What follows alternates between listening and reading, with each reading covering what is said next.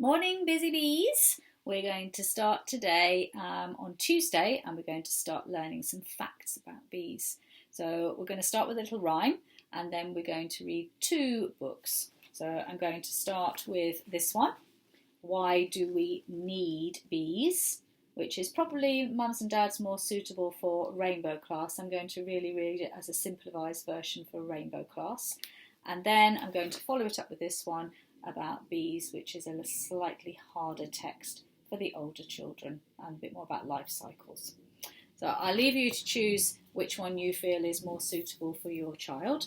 But first of all, we're going to start both rainbow and sunshine class with our little rhyme about bees. So I want you to see if you can make your hand into the shape of a beehive. It's a bit similar, isn't it? There's my beehive. And we're going to say the rhyme together, and we're going to pretend we've got some little bees hiding in our beehive. So here is the beehive, but where are the bees? Hidden away where nobody sees. Look and you'll see them come out of the hive. 1, 2, 3, 4, 5. Ready to do that again? So get your beehives ready. Here is the beehive, but where are the bees? Hidden away where nobody sees. Look and you'll see them come out of the hive. 1, 2, 3, 4, 5. Right, perhaps you can learn that one at home. I put the words up for you later so that you can I will have another go at the end of the story. That's probably a better idea. So, story today, why do we need bees? Let's get our listening hands ready and we can make a start. It's listening time, it's listening time. Shh. You see everyone sitting nicely ready to start the story today. So why do we need bees? Well, what are bees? Well, bees are buzzing, flying insects. Many have stripes and some make honey. So you can see the lovely black and white striped pattern on the bees there. And if they're insects, then they have 6 legs. Well, why do we need bees? Because they spread pollen by visiting flowers that help plants grow. See all these beautiful flowers here, and they can move. Here's the bee, look here, and he moves from flower to flower, taking the pollen, and then he leaves the pollen in different parts of the flowers, and then that changes and helps them grow more seeds, so more flowers can grow in our garden and our countryside. So they're very important. Well, where do bees live? Well, all over the world there are bees. Some live in big groups and some live by themselves. And some live in beehives, and beekeepers look after the bees in the beehives and they make us this delicious honey.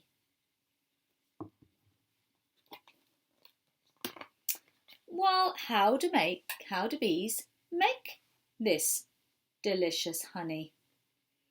Well, they collect the sweet nectar from the flowers and they store it in their nests. And who lives in the hive? Wow, look at all those bees. And can you see all these hexagon shapes in the beehive? They all fit together to make a huge, huge beehive with loads and loads of hexagon shapes. Well, there are so many different bees in the beehive. There are thousands of female bees, that's girl bees, and they are the worker bees. They look after the hive. And there are many male, that's boy bees as well. But the main bee in the beehive is the queen bee. She's the biggest bee here, and she's the most important bee in the beehive. And bees are amazing. They are really, really important insects in the environment. And the way that the bees make the sound, their buzzing sound, is they flap their wings very, very, very hard, and that's what makes the buzzing sound. And this man here is using all the honey from the beehive to make jars of honey that we can then go and buy in our supermarkets. So bees are very, very important. Right, let's have a look at our other fact book about bees today. Right. Bees and wasps are different types of insects. Wasps have smooth bodies and legs, but bees are fatter and furrier. This one is a bumblebee. So this one doesn't make honey, only the honeybees. Bees and wasps have some parts of their bodies that are the same. They have 2 feelers on their heads and that they use to smell and touch. And most bees and wasps have 2 pairs of wings. So they have a pair at the back, a bigger pair, and they have a smaller pair at the front. And all bees and wasps have 6 legs. And at the end of each leg is a tiny little claw that they use for gripping on to the flowers with. Most bees and wasps can fly. And the buzzing here that you hear from the bee or the wasp is made when it beats its wings really, really, really fast. It beats its wings about 200 times every second so that it can stay up in the air. So if you use your hands and you flap them very, very fast, really, really, really fast, that's how the bee stays up in the air, and that's the buzzing sound you can hear when the waves his wings very, very fast in the air. Bees and wasps live alone, and they are called solitary bees. But other types of bees and wasps live together, and they live in something called a colony, which is when they are all together. There are many honeybees in each colony, and most of the bees are workers, and those are all the girl bees. That's not very fair, is it? The workers take care of the nests, and a few of the bees are male bees, so they are the boy bees, and they have large eyes, and they are also called drones. So the girl bees are called workers, and the boy bees are called drones. The biggest bee in the nest is the queen bee, and she's the mother of every bee in the colony. The worker bees have lots of different jobs to do. The worker bees mend the holes in the nest. They keep the nest safe by guarding the entrance, so like the door that goes into the nest, they guard it to make sure no one can come in or nothing can come in to take the honey. And if the nest gets hot, they use their wings to flap up and down like fans to cool down the nest. And if it's too cold, then they huddle all together to make the nest warm. That's clever, isn't it? So if it's too hot, they use their wings to fan and make it cool. And if it's too cold, then they huddle all together to keep each other warm. These bees are very clever, aren't they? Different bees and wasps build different types of nests. The queen wasp is building a nest from paper, and she makes the paper by chewing it. Bees and wasps can make small nests. And there's lots of different nests here. There's one here that's been made out of pieces of leaf, There's another one here that's been made out of mud, and this one here has been made out of a piece of wood that they have chewed their way through. So different bees and different wasps make different types of nests. In the colony, so back in the big nest, the queen bee lays eggs in each of the little cells in the nest. So all these little hexagons that are all joined up together, they are all called cells. And the queen bee lays an egg, can you see that one there? Lays an egg in each of the cells. And the female bees and the wasps leave their eggs in the nests. As the bees and the wasps grow up, their bodies change a lot. A baby honeybee or a larva hatches out of its egg. And the worker bees, that's the girl bees, they feed the larva while they grow inside each of the cells. And after a week, the worker bees cover the larva's cell with wax, so they seal the top so they can't get out to protect them. And inside, it slowly changes shape, and now it is called a pupa.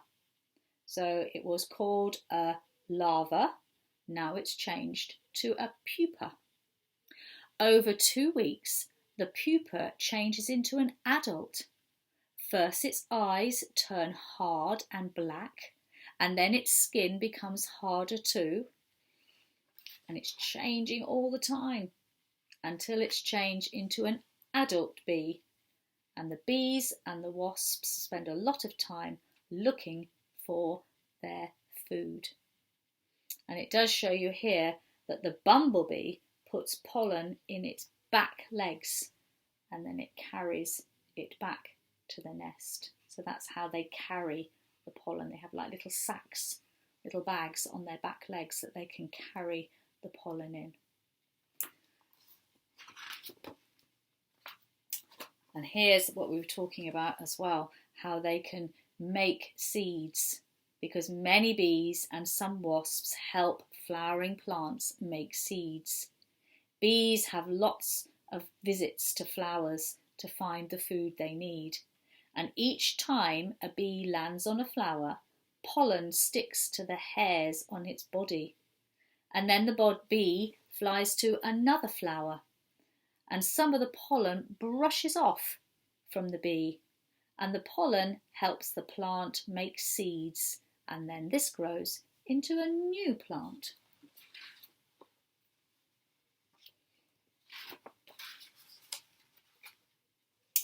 Bees and wasps tell each other things by moving their bodies and making lots of sounds. And they make a special pattern. Can you see there? It's like a number 8. And they dance around in the pattern of a number 8. And that shows the other bees where the flowers are with all the good nectar and pollen in them. So they can leave the nest and they can go and follow the instructions that the other bee has given them to go and find the best flowers where all the pollen and the nectar is. The worker bees make honey as food in their colony. Bees suck up the nectar from the flowers and turn it into honey in their tummies.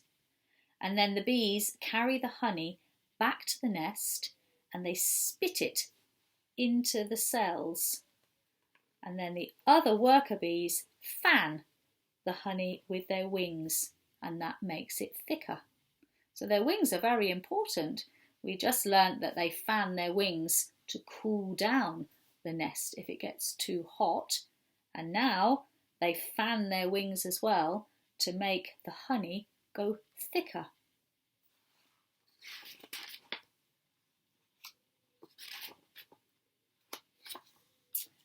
And most colonies of bees and the wasps, they die before the winter. But the queen bee survives. And she goes to sleep in the ground or crawls out into a resting place and rests over the winter. And then she starts to build her new nest, and she lays her eggs in the pots made from the wax. And when the honeybee gets too crowded, the queen flies away. And some bees from her colony follow her, and that is all when they're all flying away together. That's called a swarm of bees. And this swarm is looking for a new place to build their new nest. So the eggs can be laid in the nest again, and the female bees will look after the new baby bees, and make the queen look after the queen as well. And then there'll be all new baby bees, and they can go out and get the pollen and make it into honey in their tummies, and then we can go to Waitrose and buy our honey. So that's lots and lots of facts about bees and also about wasps that we've learnt today. So I hope you enjoyed learning all these facts. I think today you're going to make a life cycle of the bee and also learn some more facts about bees and answer some questions. So I hope you enjoyed that, and I will speak to you again later in the week. Bye bye.